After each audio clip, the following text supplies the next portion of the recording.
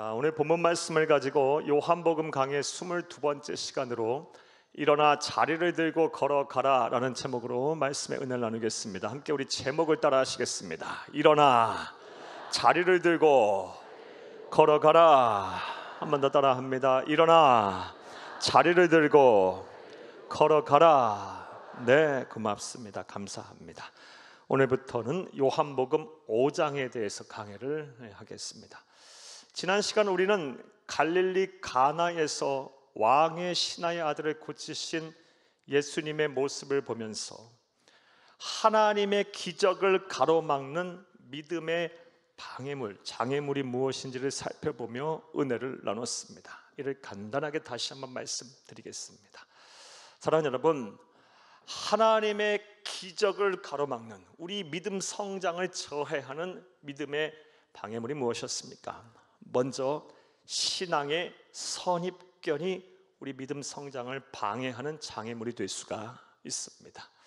예를 들어 불신앙인들과 그리고 믿음이 연약하신 분들은 대체로 교회와 하나님의 말씀 그리고 예수와 복음에 대한 사회의 부정적인 인식과 편견을 가지고 있습니다. 또 이러한 것들이 선입견이 돼서 예수와 복음을 받아들이고 믿음이 성장하는데 큰 지장을 초래합니다. 만약 여러분들 가운데 이러한 선입견들이 갖고 계시다면 이것 다 무너뜨리고 이것 제거하지 않으면 절대로 믿음 성장할 수 없으며 하나님의 기적도 체험하지 못하실 것입니다. 부디 말씀을 들으시는 모든 분들, 이런 장애물이 있다면 믿음의 방해물 다 무너뜨리시기를 다시 한번 간곡히 주의 이름으로 부탁합니다. 반면에 신앙생활 오래 하신 분들도 다음과 같은 믿음의 방해물이 있습니다. 어려서부터 보고 듣고 배워온 성경 지식과 교회 질서와 전통 관습들 그리고 여러 신앙의 체험들이 오히려 그것이 은혜가 아니라 신앙의 선입견으로 자리 잡을 수도 있어요. 그래서 날마다 내게 부어주시는 새로운 은혜를 받지 못하시는 분들이 의외로 많습니다. 예배를 통해서 하나님의 말씀 속에 하나님이 주시는 음성을 듣지 못하고 예배에 감화감동이 없으신 분들이 의외로도 많아요. 이런 것들도 여러분의 믿음 성장에 장애물이 된다면 다 무너뜨리고 제거하시기를 간곡히 주의 이름으로 부탁합니다. 우리의 믿음 성장을 저해해서 하나님의 기적을 가로막는 또 다른 믿음의 방해물은 삶의 평안함입니다. 삶의 평안함이란 단언코 우리 하나님 아버지께서 우리에게 주시는 선물입니다. 그런데 때로는 이 삶의 평안함이 우리의 믿음 성장을 저해할 수 있어요. 하나님의 기적을 가로막는 믿음의 방해물이 될 수 있습니다. 저는 목사로 살면서 이 삶의 평안함에 취해 신앙의 열정을 상실한 성도를 많이 봤습니다. 믿음이 오히려 퇴보하시는 분들을 보았어요. 사명감을 저버리시는 분들을 많이 봤습니다. 사랑하는 여러분, 따라서 우리는 삶이 평안할 때 하나님의 은혜를 받았을 때 더 깨어서 신앙의 자리, 사명의 자리, 가정의 자리, 교회의 자리를 잘 지켜야 할 것입니다. 할렐루야. 그리하여 믿음의 성장을 이루어 하나님의 기적이 여러분의 삶과 사역 속에서 생생하게 나타나도록 해야 할 것입니다. 사랑하는 여러분, 나아가서 우리의 믿음 성장을 저해해서 하나님의 기적을 가로막는 믿음의 방해물은 자기 방식대로의 신앙생활이었습니다. 신앙생활은 신앙의 대상인 하나님의 뜻대로 해야 합니다. 즉 성문화된 하나님, 계시된 하나님인 하나님의 말씀이 우리 신앙생활의 기준이 되어야 하며 기독교 2000년 역사를 통해서 하나님께서 세우신 교회를 통해서 세우신 교회의 질서와 바르고 건전한 신학적 전통 아래서 신앙생활을 해야 합니다. 무엇보다 우리 안에 내주에 계시는 성령 하나님의 인도하심에 따라 신앙의 양심에 거리낌 없이 걸리는 것 없이 신앙생활을 해야 합니다. 부디 말씀을 들으시는 모든 분들이 자기 방식이 아닌 하나님의 뜻대로 신앙생활 하셔서 여러분의 믿음이 성장하여 하나님의 기적을 체험하는 주인공들이 다 되시기를 간절히 주의 이름으로 축복합니다. 자, 여기까지가 지난 시간에 대한 말씀이었습니다. 자, 이제 오늘 본문에 대한 강해를 하겠습니다. 사랑하는 여러분, 저는 본문 말씀을 아주 종종 읽어보고 또 묵상을 합니다. 특별히 삶이 좀 힘들 때, 사역이 지치고 힘들 때, 새로운 힘이 필요할 때, 위로받고 싶을 때, 마음의 평안을 얻고 싶을 때마다 종종 오늘 본문의 말씀을 꺼내서 읽고 묵상을 합니다. 그리하면 하나님이 주시는 위로가 내 영에 임합니다. 내 삶에 평안함이 임해요. 걱정, 근심이 사라집니다. 다시 사역하고 다시 살 힘과 용기를 얻습니다. 왜냐하면 본문 말씀을 통해서 나를 뜨겁게 사랑하시는, 우리를 뜨겁게 사랑하시는 하나님의 사랑을 만날 수가 있기 때문입니다.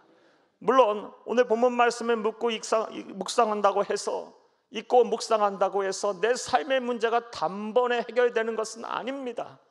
삶의 문제는 때로는 그대로 있어요. 하지만 그 삶의 문제를 대하는 인식의 전환이 일어나요. 관점이 변화합니다. 희망적인 관점이 눈이 생겨요. 그리고 다시 살 힘과 용기를 얻어요. 오늘 본문 말씀을 통해서 저와 여러분이 누려야 할 은혜입니다. 사랑하는 여러분, 이런 은혜가 말씀을 듣고 여러분의 영에, 여러분의 삶에, 여러분의 사역에 임하기를 간절히 바랍니다. 할렐루야. 우리 성도님들 가운데는 지금 인생의 길고 긴 이 고난의 수렁의 터널을 지나고 계시는 분들이 의외로 많습니다. 그러하기에 우리는 하나님의 사랑, 우리를 온전케 하시며 우리를 회복시키시며 우리를 도와주시고 우리를 구원해 주시는 하나님의 사랑이 그 어느 때보다 절실하게 필요합니다. 다시금 여러분에게 권면의 말씀과 더불어 축복의 말씀을 전해요. 오늘 말씀을 들으시고 믿음의 주여 온전케 하시는 사랑의 하나님을 만나서 위로가 필요하다면 위로를 받고, 마음의 평안함이 필요하다면 평안함을 얻으며, 삶의 문제를 해결할 지혜도 얻고 다시 살아갈 힘과 용기를 충만하게 얻는 역사가 일어나기를 간절히 주의 이름으로 축복합니다. 이를 위하여 먼저 본문의 내용 설명부터 여러분에게 해드리겠습니다. 사랑하는 여러분, 요한복음을 보게 되면 예수님께서는 명절 때가 될 때마다, 예수님도 유대인이었던 관계로 율법을 지키려 예루살렘 성전으로 가셨습니다. 그리고 오늘 본문 1절 말씀을 보게 되면 또 예수님께서 명절이 돼서 예루살렘의 성전으로 가셨어요. 어떤 명절인지 정확히 기록에 남아있지 않아서 알 수는 없으나 예수님의 이런 행적을 추정해 볼 때 아마도 77절이 아니었으리라 생각합니다. 추측해 볼 수 있습니다. 77절은 출애굽을 기념하는 6월절로부터 시작해서 50일이 지난 그 날을 기념하는 절기입니다. 77절이 특별히 유대인에게 의미가 있는 이유는 모세가 시내산에서 하나님의 말씀 율법을 받은 날이 바로 77절 시즌이에요. 그리고 77절은 유대인에게서 보리 수확을 마치고 밀 수확을 다시 시작하는, 어찌 보면 추수감사절과 같은 그런 의미도 있습니다. 이러한 명절, 이러한 절기에 예수님께서는 예루살렘 성전에 가셔서 제사를 드리시기 위해 가셨어요. 자, 그런데 오늘 말씀을 보게 되면 예루살렘 성전 안에 있는 베데스다라는 연못에 특별히 예수님께서 안식일 날 그곳에 가셨습니다.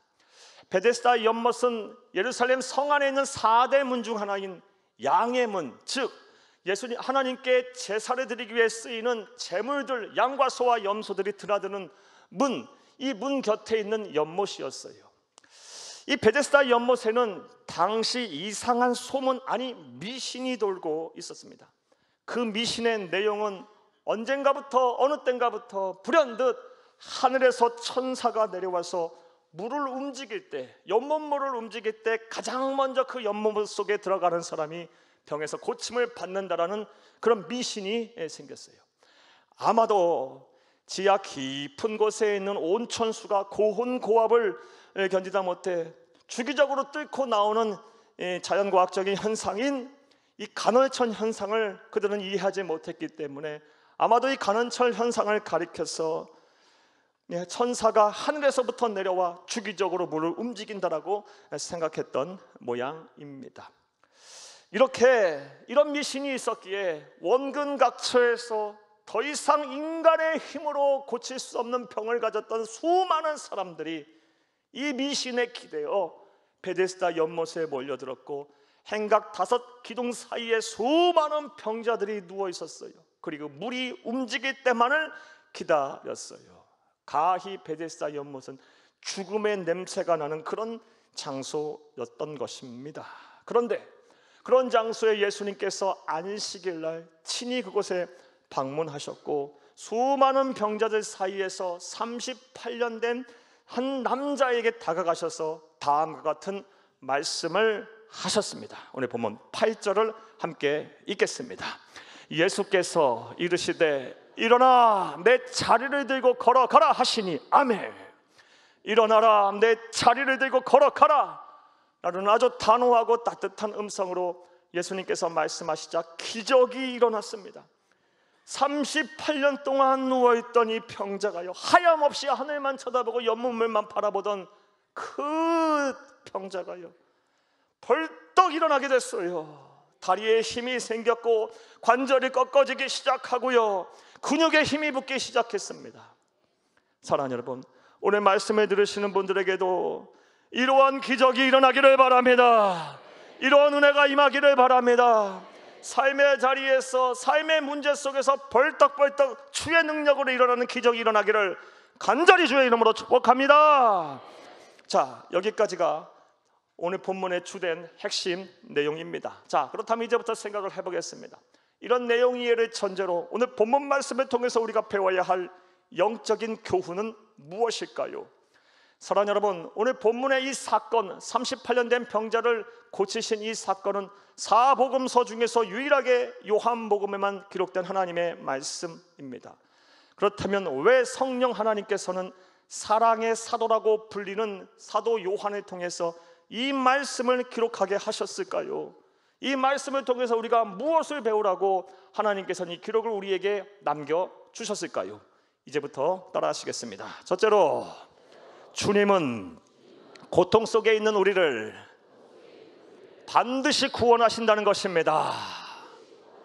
사랑의 주님은 고통 속에 있는 하나님의 백성인 우리를 반드시 구원하신다는 사실을 알게 하시려고, 그것을 꼭 기억하게 하시려고, 그것을 우리에게 알리시려고 이 사건을 요한복음에 기록하신 줄로 믿습니다. 사랑하는 여러분, 예수님께서 38년 된 병자를 고치신 것은 어찌 보면 당신의 생명을 건 위대한 사랑의 행동이셨습니다. 오늘 보면 9절에서 10절을 함께 보겠습니다. 그 사람이 곧 나아서 자리를 들고 걸어가니라. 이날은 안식일이니 유대인들이 병 나은 사람에게 이르되 안식일인데 네가 자리를 들고 가는 것이 옳지 아니하니라. 아멘. 예수님께서 38년 된 병자를 고치신 날은 안식일입니다. 그리고 안식일은 율법에 의해 일을 하면 안 되는 날입니다. 심지어 죽어가는 사람을 살려서도 안 됩니다. 당시 율법이 그랬어요. 얼마나 잔혹한 사회입니까? 하나님의 말씀을 지킨다는 명분으로 오히려 수많은 사람들을 괴롭히고 힘들게 하고 아프게 하고 실족하게 하는 사회였어요. 그런데 예수님께서는 보란듯이요 안식일날 찾아가셔서 38년 된 병자를 일으키셨어요. 당시 이것이 현행범으로 체포가 되면 돌에 맞아 죽는 거예요. 무엇보다 이미 예수님은 일찍이 성전 정화 사건을 일으키심으로 인해서 대제사장들과 서기관들과 수많은 사람들, 수많은 지도층들에 의해 요주의 인물로 낙인이 찍혀 있었고 반드시 제거해 죽여야 할 대상으로 낙점이 돼 있었어요. 그러한 상황 속에서 예수님 보란듯이 안식일날 사람들 눈 다 이목이 집중되는 가운데 베데스다 연못에 찾아가셔서 38년 된 병자를 향하여 일어나 내 자리를 들고 걸어가라 라고 말씀하시며 그를 구원하셨습니다. 할렐루야. 하나님이 사랑하시지 않으면 이거 할 수 없는 일이에요. 그런데 이 고침을 받은 38년 된 병자가 어떤 사람입니까? 38년이라는 시간은 결코 짧은 시간이 아닙니다. 38일도 아니고 38개월도 아니고 38년입니다. 38년을 하염없이 병으로 누워있다 한다면 누가 그 사람을 돌봤겠어요? 누가 그 사람을 알아주기나 했겠습니까? 어찌 보면 가족들도 다 버렸을지도 몰라요. 누구 하나 찾아오는 사람도 없고 도와줄 사람도 없었을지도 몰라요. 그 사람 하나 죽어나가도 누구 하나 신경 쓸 사람 없었을지도 몰라요. 버림받은 사람이었을 거예요. 그런데 우리 주 예수님의 눈에는 그런 사람도 세상 그 무엇과도 바꿀 수 없는 존귀한 자였어요. 너무너무 귀했던 거예요. 당신의 생명과 맞바꿔 주고도 남을 만큼 귀한 존재였던 거예요. 우리 하나님 아버지의 사랑은 그러한 사랑이에요. 그리고 그 사랑이 지금 우리를 향해 있고요, 우리에게 적용되고 있어요. 하나님은 저와 여러분을 사랑하십니다. 얼마나 사랑하시냐면 당신의 생명과 맞바꿀 만큼 사랑하세요. 그 이상으로 사랑하세요. 오늘날 많은 사람들이 이 38년 된 병자 마냥 살아요. 스스로 나는 별 볼 일 없는 자다, 나는 성공하지 못한 실패한 인생을 사는 사람이다, 나는 누구도 나를 존귀하게 여기지 않는다, 내 편은 하나도 없다, 나는 가난하다, 병들었다, 나는 할 수 없다, 나는 아무런 소망이 없다, 이런 생각 속에 살아요. 그리고 다 가진 것처럼 보이는 사람들 할지라도 그 속은 아주 썩어 문드러진 사람들이 많아요. 남들이 이해할 수 없는, 알 수도 없는, 또 알면 안 되는 이 마음의 고통을 갖고 사는 사람들 얼마나 많은지 몰라요. 그래서 자존감이 막 땅에 떨어지고 바닥을 치고 죽지 못해 사는 인생들이 얼마나 많은지 모릅니다. 그러나 우리 주 예수 그리스도의 눈에는요, 그런 사람도 너무 귀한 하나님의 백성이고 하나님의 자녀인 거예요. 사랑하는 여러분, 그러하기에 하나님은 우리가 그 어떤 사람도, 그 어떤 하나님의 백성도 이 땅에 사는 동안 고통받고 사는 것을 원치 않으세요. 우리가 겨우 고생하다 겨우 하나님의 나라 들어가는 것 하나님의 뜻 아니에요. 하나님의 백성이 이 세상에 존귀하게 살고 부유하게 살고 여유롭게 살면서 주의 나라와 주의 몸된 교회와 어려운 이웃을 위하여 하나님의 나라를 위하여 아주 풍성한 삶, 충만한 삶을 살다가 하나님의 나라가 들어가는 것이, 영광스러운 하나님의 나라에서 영생 복락을 누리는 것이 우리 주 하나님 아버지의 진정한 마음이자 뜻이에요. 따라서 절대로 하나님은 고통 중에 있는 하나님의 백성을 포기하지 않고 버리시지 않습니다. 반드시 구원하십니다. 문제는 하나님에게 있지 않고 우리에게 있어요. 우리의 뜻과 우리의 계획과 우리의 생각대로 되지 않는다고 해서 하나님을 원망해요. 신앙을 버려요. 여러분들은 어떠십니까? 그런데 하나님은 온전하신 분이에요. 모든 시간을 초월하는 초월자세요. 우리의 생각과는 감히 비교도 할 수 없는 지혜와 경륜을 가지신 분이에요. 그리고 하나님의 백성을 위해 일하세요. 그렇다면 내 뜻과 내 계획대로 일이 되지 않는다 할지라도 반드시 하나님은 하나님의 백성을 일하신다면 가장 온전하고 선하고 바른 길로 우리를 인도하실 것입니다. 이걸 믿어야 해요. 사랑하는 여러분, 아무리 삶이 힘들고 어렵더라도 이 믿음을 잃지 않으시기를 간절히 주의 이름으로 축복합니다. 고난 중에 있다면 이제 마음의 문을 열고 믿음의 눈을 열어 하나님을 바라보세요. 나보다 나를 더 사랑하시는 그 예수를 좀 바라보세요. 그리고 그분께 여러분의 삶을 맡기고 생명을 맡기고 여러분의 삶의 문제를 맡기세요. 그런 다음 무엇을 먹을까, 무엇을 마실까, 무엇을 입을까 염려하지 말고 먼저 그의 나라와 그의 의를 구하면 이 모든 것은 너희에게 더하신다고 했으니 주의 일을 하세요. 그리고 성령 하나님께 지혜를 구하면서 여러분에게 맡기신 일, 지금 여러분이 해야 할 일을 신앙의 양심에 거리지 않는다면, 하나님의 말씀에 위배되지 않는다면 최선을 다해 하세요. 반드시 하나님께서 여러분을 구원하실 겁니다. 도와주실 것입니다. 고난의 긴 터널을 끝내게 하실 것입니다. 가장 선하고 바르고 온전한 길로 인도하실 것입니다. 할렐루야. 오늘 본문 말씀을 통해서 우리가 배워야 할, 깨달아야 할 첫 번째 영적인 교훈은 사랑의 주님은 고통 속에 있는 우리를 반드시 구원하신다는 것입니다. 또 본문 말씀을 통해서 우리가 알 수 있는 두 번째 영적인 교훈이 무엇일까요? 따라 하시겠습니다. 둘째로, 하나님의 능력은 소망을 가진 자에게 나타난다는 것입니다. 이 대지에서 중요한 단어는 소망이에요. 소망. 이 소망이요. 하나님은 소망의 끈이 끊어지지 아니한 사람, 하나님을 향하여 소망을 둔 자에게 일하셔요. 그분에게, 그런 자에게 하나님의 능력이 나타나는 거예요. 오늘 본문 말씀을 보게 되면 예수님께서 안식일날 베데스다 연못에 가서 38년 된 병자에게 하신 첫 번째 말씀이 무엇입니까? 오늘 보면 6절을 함께 보겠습니다. 예수께서 그 누운 것을 보시고 병이 벌써 오래된 줄 아시고 이르시되 네가 낫고자 하느냐? 38년 된 병자를 만나서 하신 첫 번째 말씀은요, 네가 낫고자 하느냐예요. 그런데 가만히 이 말씀을 검토해 보면 이 말씀이 좀 이상해요. 좀 정상적이지 않아요. 상식적이지 않은 말씀을 하신 거예요. 여러분 생각해 보세요. 병으로 누워있는 사람에게 낫고자 하는 말을 하냐고 물어볼 이유가 뭐가 있어요? 병 낫기 위해서 누워있는 사람에게요, 네가 낫고자 하느냐? 이런 정상적인 상식적인 물음이 아니에요.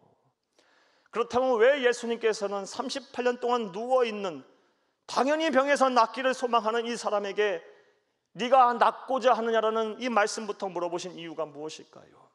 그 이유는 명확합니다. 다시 말씀드리지만 38년이라는 시간은 짧은 시간이 아니에요. 38년 동안 아직도 병에서 나을 수 있다라는 소망이 살아있는지 없는지를 확인하신 거예요. 아직도 나을 수 있다라는 소망이 있는가? 이 소망이 있다면 하나님께서 일하시려고 다시 한번 점검하신 거예요. 이런 예수님의 물음에 38년 된 병자는 다음과 같이 대답을 합니다. 오늘 보면 7절을 함께 보겠습니다. 병자가 대답하되 주여, 물이 움직일 때에 나를 못에 넣어주는 사람이 없어 내가 가는 동안에 다른 사람이 먼저 내려가나이다. 아멘. 예수에 대한 지식도 없고 믿음도 없으니까 이런 말을 할 수밖에 없어요. 미신을 믿는 거예요. 하지만 미신을 믿을지언정 아직 소망이 살아있어요. 나를 넣어주는 사람이 없어 내가 병에서 못 나요. 하지만 나는 낫고 싶어요. 나를 좀 못에 넣어주세요. 이거 아닙니까? 아직도 소망이 살아있다니까요. 38년이나 됐는데요. 하나님이신 예수님께서는 이 소망이 살아있음을 보시고, 물론 이 소망이 횃불처럼 활활 타오르는 소망은 아니었을 거예요. 입김에도 흔들리는 촛불과 같은 소망이었을지도 몰라요. 하지만 아직도 소망이 살아있음을 보고 하나님께서 일어나 내 자리를 들고 걸어가라 라고 말씀하신 거예요. 이를 통해 우리는 다음과 같은 사실, 분명한 진리를 배우게 됩니다. 하나님은 완전히 절망한 사람 편이 아닙니다. 다시 말해 하나님의 능력은 소망을 가진 자에게 나타납니다. 이제 권면의 말씀을 드릴게요. 아무리 삶이 힘들고 어렵더라도 소망의 끈을 놓지 마시기를 바랍니다. 하나님을 향한 소망의 끈을 놓지 마시기를 바랍니다. 그러나 많은 성도들이 그렇지 않아요.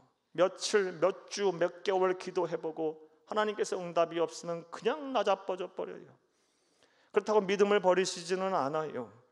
하지만 무늬만, 겉으로만 그리스도인이고 영적인 이 시각의 초점도 상실하고, 그리고 삶의 신앙의 역동성도 사라져버린 생동감 없는 신앙인으로 사시는 분들이 얼마나 많은지 모릅니다.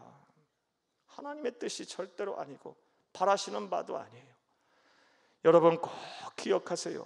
하나님이 포기하지 아니하신다면 우리는 포기할 권리가 없는 겁니다. 하나님을 향한 소망의 끈을 놓지 마세요. 그가 일하실 거예요. 가장 선하고 바르고 온전한 길로 일하실 거예요.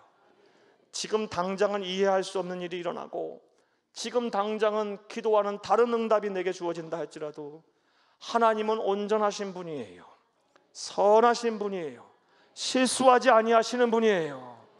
반드시 가장 선하고 완벽한 길로 인도하실 거예요. 누구에게? 소망의 끈이 끊어지지 아니한 자에게. 이런 은혜와 실천이 여러분 가운데 함께 하기를, 이런 은혜가 함께 하기를 간절히 주의 이름으로 축복합니다. 또 세 번째로 오늘 본문 말씀을 통해서 우리가 배워야 할 영적인 교훈이 무엇일까요? 따라 하시겠습니다. 셋째로, 하나님의 은혜를 받았으면 완전히 변화된 삶을 살아야 한다는 것입니다. 예수를 믿었으면 완전히 하나님의 사람으로 거듭나야 하고, 하나님의 은혜를 체험했으면, 복을 받았으면 은혜 받은 사람답게 살아야 한다는 거예요. 완전한 변화가 일어나야 합니다. 이것을 오늘은 본문 말씀을 통해 우리가 배울 수가 있어요.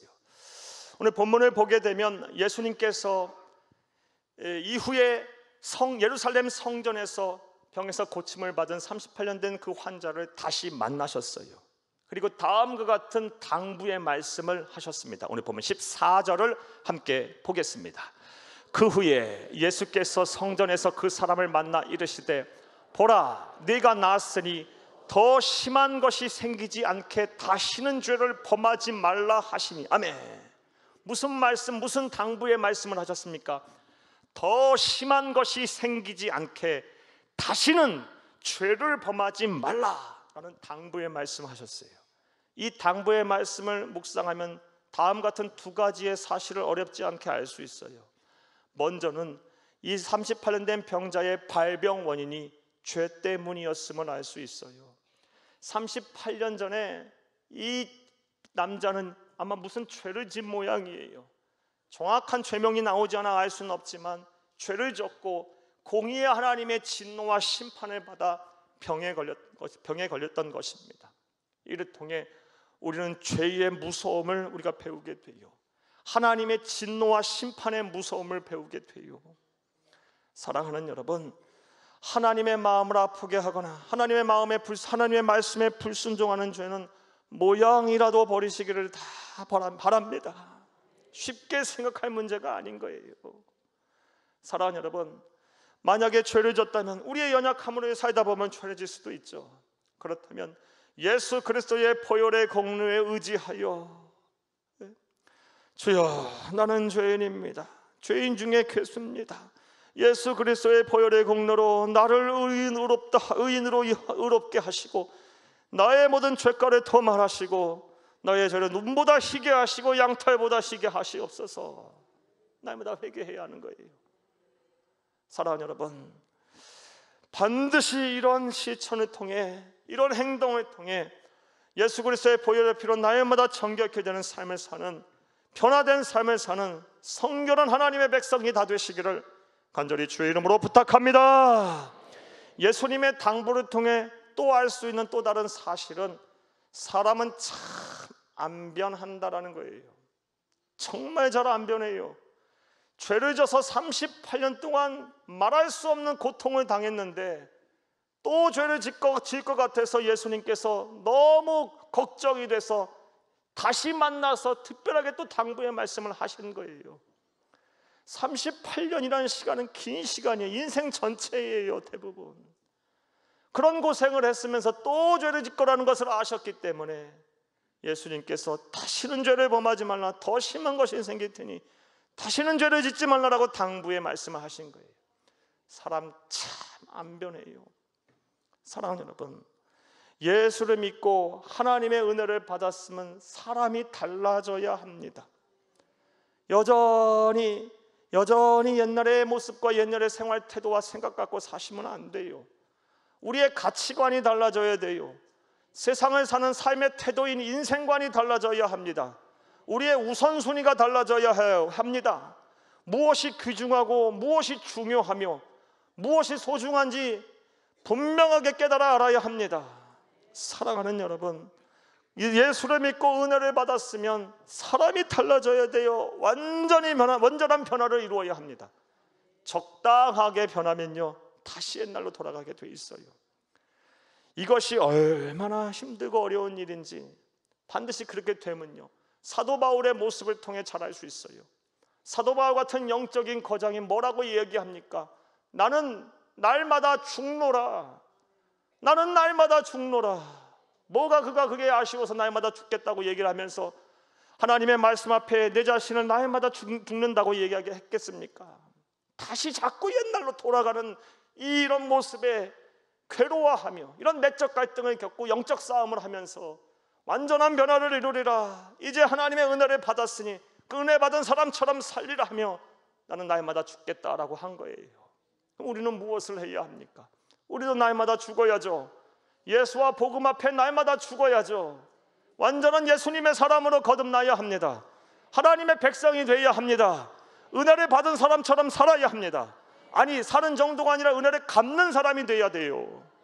사랑하는 여러분, 은혜를 체험했으면, 받았으면 세상에서도 은혜를 갚는 게 사람의 도리이고 인지상정이에요. 마찬가지예요. 하나님께 받은 은혜가 있고 복이 있다면 반드시 그 하나님께 받은 은혜와 복을 갚아야죠. 사랑의 빚을 졌으면 사랑의 빚을 갚아야 하고, 복음의 빚을 졌으면 복음의 빚을 갚아야 하고요. 사랑하는 여러분, 용서와 이해와 헌신의 복을 받았으면 그 용서와 이해 헌신의 복을 갚아야죠. 받아봐야죠. 그게 하나님의 자녀로 사는 법이에요. 자, 이제 말씀을 맺겠습니다.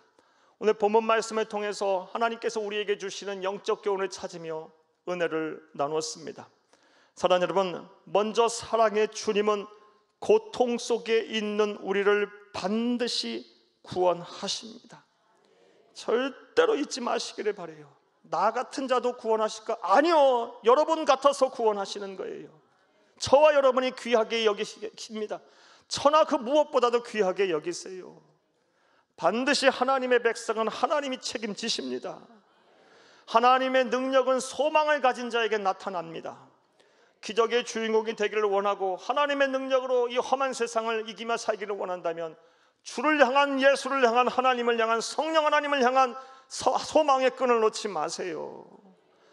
무엇보다 하나님의 은혜를 받았으면 완전히 변화된 삶을 사시기를 간곡히 부탁을 드립니다. 사랑하는 여러분, 누가복음 11장 28절 말씀에 보면 예수님께서 친히 말씀하시기를 하나님의 말씀을 듣는 자가 복된 것이 아니고 듣고 지키는 자가 복이 있다고 말씀하셨어요. 오늘 여러분은 하나님의 말씀을 들었어요. 이 말씀을 하나님의 나라 가시는 그날까지 잊지 말고 꼭 지키세요.